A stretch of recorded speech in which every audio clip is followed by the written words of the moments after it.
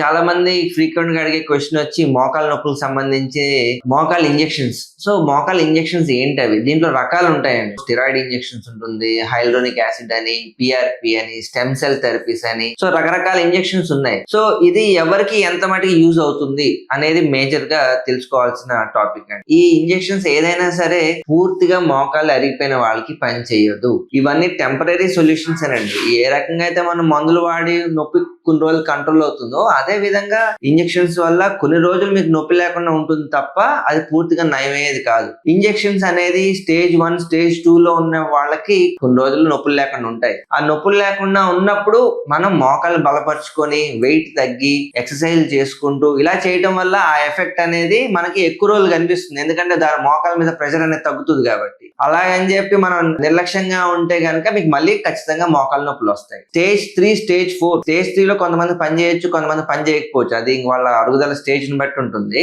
Stage 4 కి వచ్చేటప్పటికి మీకు ఇంజెక్షన్స్ అనేవి పెద్ద పని చేయవు. కొంతమంది అడ్వాన్స్డ్ గా మీకు నర్వ్ బ్లాక్స్ ఇలాంటివి ఇచ్చినప్పుడు దానివల్ల కొన్ని రోజులు మీకు ఏమైనా ఎఫెక్ట్ తెలియవచ్చు, కానీ పూర్తిగా నయం అయితే కాదు. ఖచ్చితంగా స్టేజ్ 4 దానికంటే ఇంకా అడ్వాన్స్ ఉండే వాళ్ళకి మోకాలు మార్పిడి ఆపరేషన్ అనేది బెస్ట్ చాయిస్ అండి. దాని గురించి భయపడాల్సిన అవసరం లేదు.